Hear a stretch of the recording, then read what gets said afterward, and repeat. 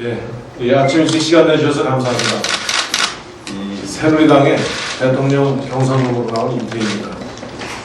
오늘 여러분 이렇게 일찍 시간에 시작된 것은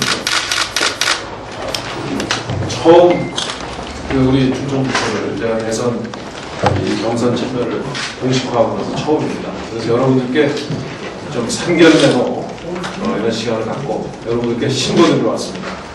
임태희는 이렇게 생긴 사람이고 이런 생각을 하고 나왔다 하는 점을 간략하게 말씀드리고 여러분 궁금하신 사항에 대해서 좀 알려드립니다.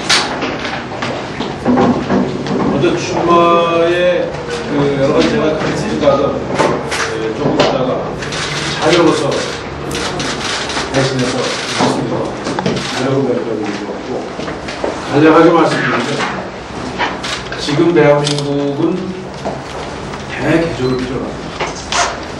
하고 저는 생각합니다. 정치도 바꿔야 돼요. 또 정부도 좀 바꿔야 돼요. 기업에서 대기업과 중소기업 간의 관계도 달라져요. 우리 교육도 달라져요. 이런 문제의식을 가지고 이 국민들께서 지금 정치권에 요구하는 것은 이제 정말 구태의원은 싸움 정치 좀 내라. 그리고 국민들 삶을 챙기는 정치다 하는 것이 저는 이 시대의 요구가 많은 이 전국 지역을 다니면서 국민들께서 공통적으로 이 정치권에 요구하는 것이 첫째는 우리 사회가 갈기갈기 이렇게 나눠져 있는, 그래서 뭘 하든지 갈등이 계속 증폭될 수밖에 없는 이런 구태의원의 갈등 구조를 좀 통합해라. 갈등의 통합. 이것이 시대적 과제입니다. 두 번째로는 많은 분들이 걱정합니다. 학교의 학부모가 된 이 부모님들은 자녀들의 교육 문제를 걱정합니다. 또 열심히 직장에서 일하고 계신 분들, 또 일자리를 못 잡은 분들은 일자리가 가장 걱정입니다. 얼마나 더 근무할 수 있을지, 우리 애가 근무할 일자리는 있을지 걱정합니다. 또 은퇴를 앞두신 분들은 이제 내가 사회에서 필요 없게 된다. 일할 곳을 찾습니다. 또 우리는 이 주거 문제가 너무 심각합니다. 주거의 비용이 너무 들다 보니까 젊은이들이 결혼을 못합니다. 집을 갖고 있으면서도 빚에 쪼듭니다. 가장 문제가 바로 이 교육, 직장, 주택입니다. 그래서 저는 과거 의식주하고 운을 맞춰서 교직주의 문제가 국민들이 가장 힘들어하는 문제구나 이렇게 인지를 하겠습니다. 바로 이 교직주의 문제를 해결하는 것은 따지고 보면 다 사실은 돈이 들어가는 겁니다. 그렇기 때문에 해법은 저는 일자리 외에는 없다고 생각합니다. 그래서 첫째도 일자리, 둘째도 일자리, 셋째도 일자리다.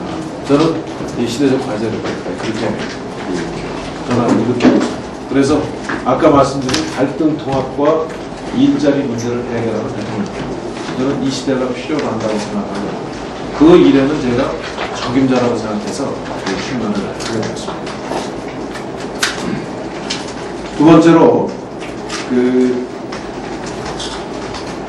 우리나라에 여러 가지 문제가 있습니다. 아까 말씀드린 대로 유계 문제, 정부의 문제, 기업 간의 문제, 지방과 또 수도권의 문제, 이 문제들을 따지고 보면 저는 원천은 정치가 바뀌어야 바뀔 수 있는 겁니다. 모든 문제들이 정치권에 가서 갈등이 풀어져야 되는데 실제로 접점이 가능한 문제도 정치권에 가서 논의하다 보면 더 갈등이 커지고 정치가 팽창화 되면 아무것도 해결되는 게 없는 것이 이 나라의 현실입니다. 바로 저는 이렇게 어떤 쟁점도 정치권에서 가서 정파적 어떤 이해관계에 따라서 다루는 이런 낡은 정치, 구태의원 정치를 이제 끝내야 대한민국의 새로운 미래를 열 수 있다 하고 생각하고 있습니다. 그래서 우선 이번에 이 구체적인 정책들에 대해서는 별도로 나중에 제가 발표를 곧 하도록 하겠습니다. 지금 준비 중에 있습니다. 우선 저희 당내 문제로 이제 넘어가서 우선 정치를 바꿔야 되는데 정치를 바꾸는 것은 다름 아닌 정치의 여러 가지 지금 이 잘못된 구태여 행태를 바꾸는 데서 시작됩니다. 그래서 지금 당내 경선 룰을 보면서 아주 아마 국민들께서 도대체 저 경선 룰이라는 게 국민들하고 무슨 관계가 있다고 저렇게 싸움들 하는가. 저거 가지고 왜 한쪽에서는 저렇게 경선 참여 안 하겠다고 목리까지 부리면서 저렇게 강하게 대응을 하고, 또 한쪽에서는 저렇게 답을 하고 입장 밝히라고 하는데도 왜 차갑게 외면하고 있는가 하고 아마 국민들께서 생각하실 겁니다. 저는 이런 경선의 틀부터 이제 국민들께서 관심을 갖고 참여할 수 있는 틀로 만들어야 된다. 바로 이것이 한국 정치가 달라지는 모습이다 하는 점을 여러분들께 말씀드리면서 이 경선 룰에 대한 문제도 굉장히 중요한 정치 개혁 과제다 그런 점을 말씀드립니다. 제가 지난 일요일에 우리 새누리당의 경선 룰에 대한 전안으로 입장을 발표했습니다. 그것은 당의 기본적인 골격을 유지하면서, 그러니까 당원과 대의원의 숫자를 50만 명으로 늘려서 예선전을 치르고, 그 예선에서 1등과 2등이 이제 국민 참여 경선 방식을 통해서, 여론조사 경선 방식을 통해서 결선을 치르자는 것입니다. 저는 이것은 최종적으로 대선 후보가 되고자 하는 사람은 당내의 계보 관리나 당내의 세력 관리를 잘하는 후보가 아니고 국민들로부터 진심으로 지지를 받고, 또 국민들이 연말 대선에서 정성을 모아서 표를 모아줄 수 있는 후보가 되어야 된다고 믿기 때문에 그런 안을 했습니다. 토론을 제의하고 나니까 어제 저희 비박 3인이 원탁회의를 제의했습니다. 저는 토의가 필요하다고 생각합니다. 당 지도부에서 이 점에 대해서 토의를 성사시켜 줄 것을 이 자리에 들어서 요구합니다. 기성의 이 정치는 계파를 조정하고 혐오를 만들고 평소에 계파를 관리하고 한 번의 선거를 하는 일종의 뒷골목 패거리 정치를 저는 규정합니다. 이제 뒷골목 패거리 정치에서 나와서 광장으로 나와서 자기가 가진 모습을 다 보여주고 국민들이 선택하게 합니다. 그런 전 정치를 바뀌어야 됩니다. 그래서 저는 새로운 정치를 광장형 경쟁식 정치다. 광장형 경쟁 정치다. 그렇게 저는 저 나름대로 규정을 하고 있습니다. 이제 뒷골목 패거리 정치에서 광장 경쟁 정치로 저는 나와야 된다고 생각합니다. 그런 관점에서 이번 새누리당의 경선 룰도 제가 그런 정치관을 비판해 주십니다. 세 번째로 충청북도와 관련해서 말씀드리도록 하겠습니다. 충청북도는 대한민국 한반도의 사실 중원입니다. 그런데 그동안에 여러 가지 발전의 어떤 이런 그 틀 속에서 소외되었던 것도 사실입니다. 여러 가지 지리적 조건도 있고, 그동안에 그 이유를 내는 여러 가지가 있습니다. 구체적으로 말씀드리지 않겠습니다. 소외됐다고 사실. 그러나 이제 이 충청북도는 새로운 수도권의 중심으로, 저는 또 하나의 수도권으로 신수도권 중심으로 저는 떠오릅니다. 스스로 충청북도도 그렇게 인식하고 여러 가지 고정을 이제 펼쳐나가고 있는 것으로 알고 있습니다. 이제 새롭게 조성되는 5성의 이 과학 비즈니스 벨트하고 연관된 일종의 그 5성 바이오라든지, 이것은 과학 비즈니스 벨트 전체가 이 대한민국의 미래를 결정하듯이 5성의 바이오 그 단지에서 저는 대한민국이 앞으로 100년 동안 먹고 살 수 있는 이런 계기를 만들어야 됩니다. 보다 더 적극적인 투자가 됩니다. 지금 바이오 분야는 대한민국이 세계로 선도할 수 있는 분야 중에 하나가 있습니다. 우리 행정적으로 실무적으로 정해진 예산 범위 내에서 투자하는 방식으로는 저는 세계 수준에 곧 뒤처진다고 생각합니다. 여기에는 많은 민간 자본도 들어와야 되고 또 많은 외국의 자본도 들어오게 되고 또 많은 세계의 전문 인력들이 오게 해요. 그러려면 보다 더 아주 대담하고 과감한 투자가 이쪽에 필요합니다. 그래서 어떤 분야에 대한 투자가 필요한 것이냐 하는 것은 전문가들이 결정하는 것입니다. 저는 여러 가지 입지 조건으로 많은 인력들이 아주 근무하기 좋은 이런 여건을 갖추고 있는 5선 발열단체가 앞으로 충청북도만이 아니라 이 대한민국의 미래 먹거리를 창출해내는 그런 하나의 중심지로서 육성되어야 된다고 생각하고 그에 대한 구체적인 방안을 준비하고 있습니다. 그리고 또 하나가 우리 생명과 태양의 그 지역으로 충청북도를 얘기하는데 지금 여러 가지 기후 변화 때문에 녹색 산업이 우리 이명박 대통령께서 주장을 해서 이제 세계의 중요한 아젠다가 되고 있습니다. 이제 유가가 지금처럼 저유가 시대는 지금도 저유가는 아니죠. 지금과 같은 유가 수준은 앞으로 계속 높아질 가능성이 있습니다. 유가가 200달러 되면 많은 새로운 대체 에너지가 경제성이 새로 생긴다고 전문가들은 얘기하고 있습니다. 저는 이 태양의 에너지를 생활 에너지로 바꾸는 여러 가지의 이 녹색 어떤 분야에 이런 연구들이 충청북도에서 좀 시작된 점에 대해서 대단히 이것은 이 미래 아까 생명과 함께 미래 중요한 이것 이 전략적 거점입니다. 전략적 산업의 거점입니다. 그래서 앞으로 이 분야에 대해서는 충청북도와 중앙정부가 좀 더 이 분야에 대해서는 전략적 계획을 구체적으로 수립해야 됩니다. 지금처럼 항상 행정적이고 실무적으로 주어진 예산에서 시한을 정해놓고 올해 예산이면 내년 예산이면 9년 이렇게 정해나가는 방식은 안 된다. 지금은 굉장히 속도전이 필요합니다. 이제 대한민국 경제가 중국, 베트남 이런 나라들과 바로 경쟁에 바로 노출되는 것이 아니겠습니까? 우리가 앞장서서 속도로서 경쟁하지 않으면 뒤처지게 돼 있습니다.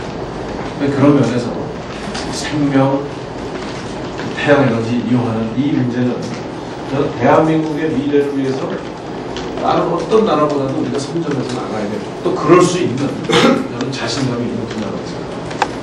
그래서 이 분야에 대한 앞으로의 어떤 보다 더 빠르고 보다 더 큰 이런 그림을 그려서 충청북도가 대한민국 미래 먹거리의 중심이 되는 이런 기획을 하도록 하겠습니다. 구체적인 사항은 별도로 나눌 것으로 하겠습니다. 오늘 아침에 보도에 남북관계에 대한 보도가 나서 여러분들이 참고로 말씀드리도록 하겠습니다. 어제 그 A채널과의 인터뷰 과정에서 A채널에서 나온 그 기자분이 지난 2009년에 있었던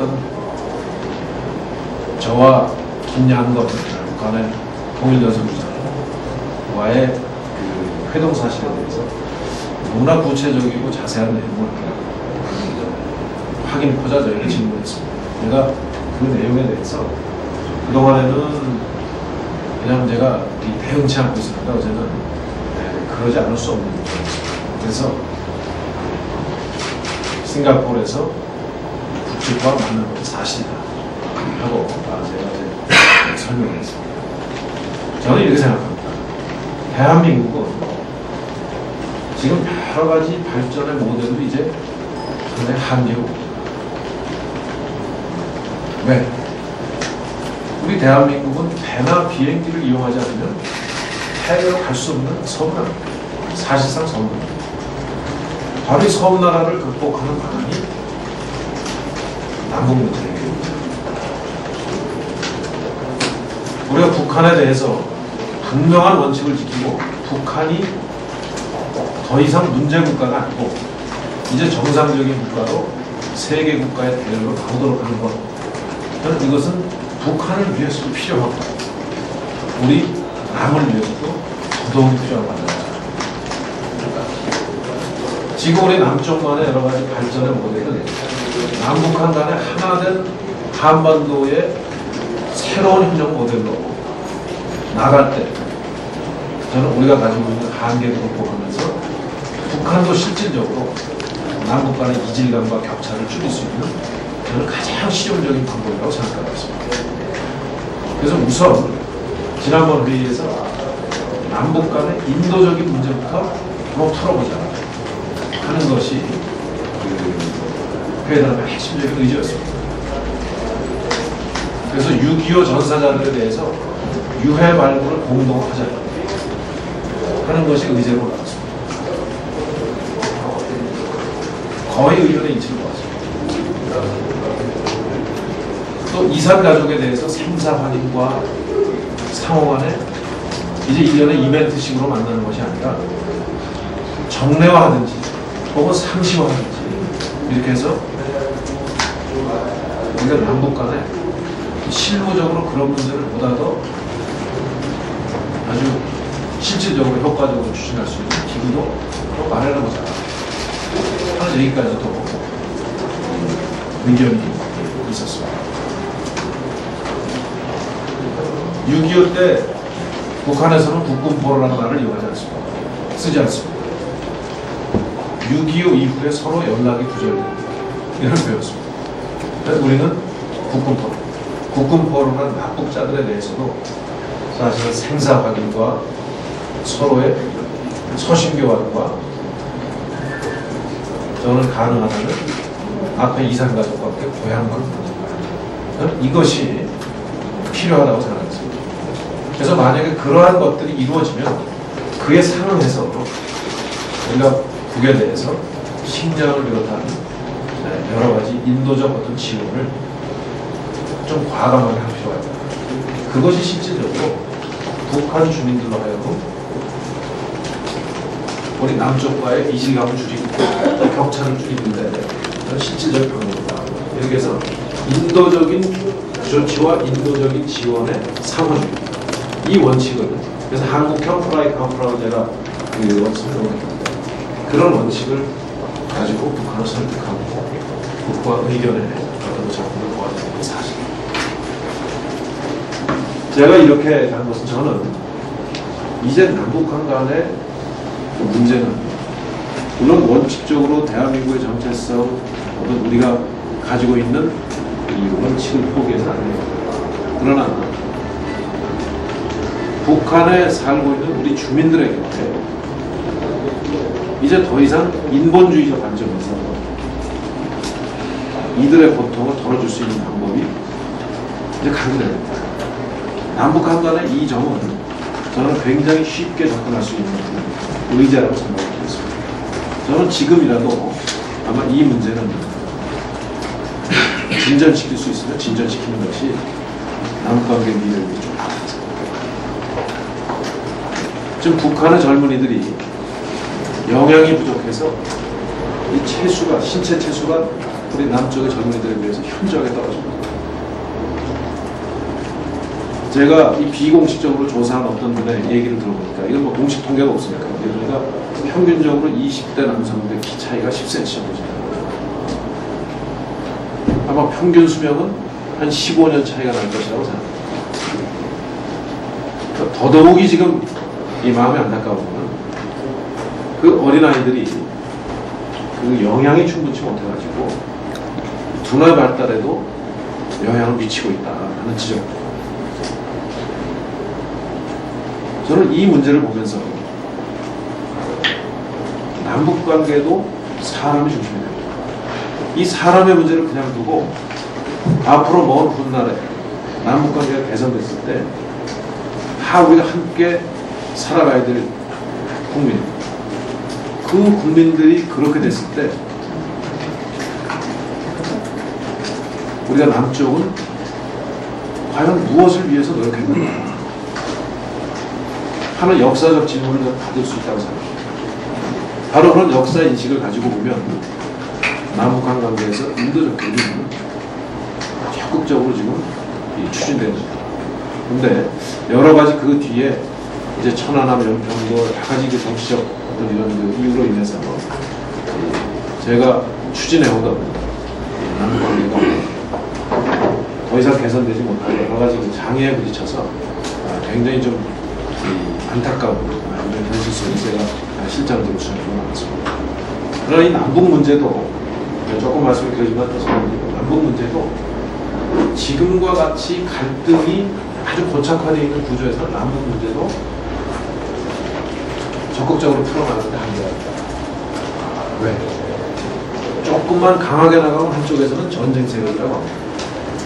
조금만 원칙을 강조하면 전쟁 세력이라고 뭐라고 칩니다. 조금만 유화적으로 나가면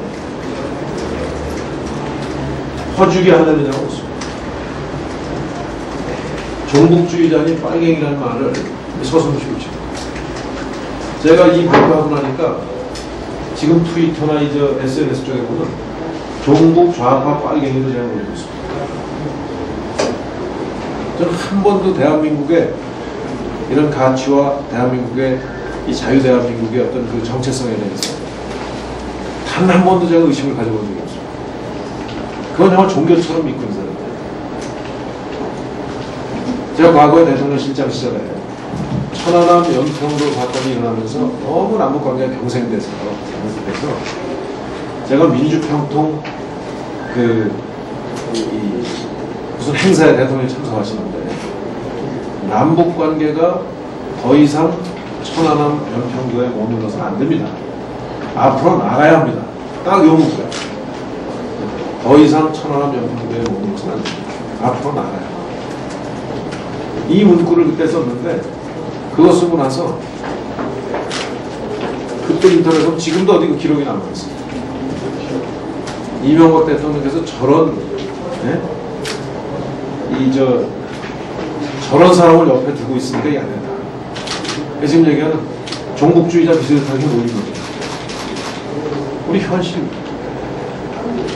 이 갈등 구도를 깨면 제가 말씀드린 공서가 갈등을 화합하고 지금의 정치적 갈등 구조의 틀을 바꾸면 남북 문제는 굉장히 쉽게 풀 수 있다고 믿습니다.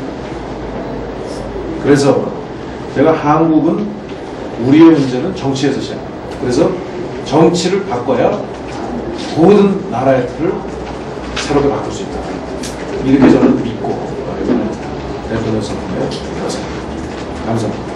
질문 주시면